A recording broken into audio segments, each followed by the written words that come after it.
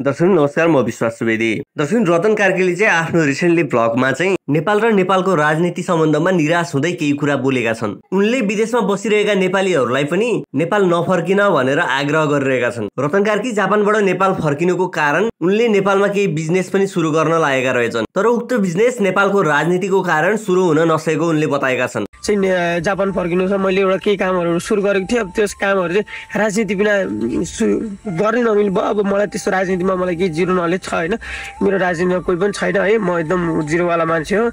राजनीति नभइकन नयाँ कामहरू पनि बन्दैन रहेछ, त्यही भएर मैले सब छोडेर अब म बस्दिनँ।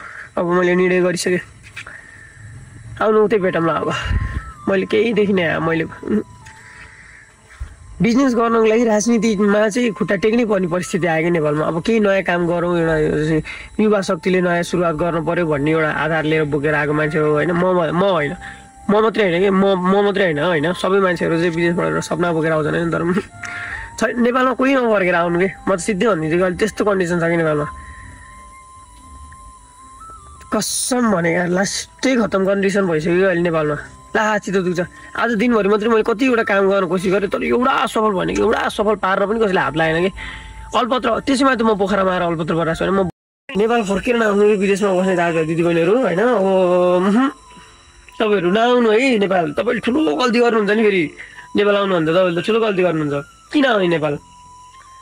नेपाल माया गरौँ, सम्मान गरौँ, सद्भाव देऊ, माटोलाई माया गरौँ। माटोको मायाले पेट पालिँदैन नि त हजुर, माटोको मायाले पेट पालिँदैन रहेछ नि त।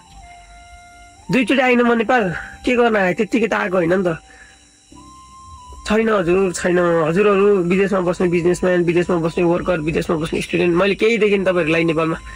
हुँदा त आफ्नो मनको धारणा केही गलत बोले म माफी चाहन्छु है। माफी पनि कति मागेको हरेक हप्ता एउटा माफी मागिरहन्छु मैले। कस्तो दुःख लाग्यो मलाई यो समय। म यो बारेमा चाहिँ म भोलि बाबासँग बसेर डिस्कस गर्छु होला, घर पुग्यो भने होइन। बाबासँग बसेर म कुरा गर्छु यो विषयमा तपाईँहरूको अगाडि। बाबाले चाहिँ मेरो बाबाले मलाई छलङ्ग पार्नुहुन्छ नि त।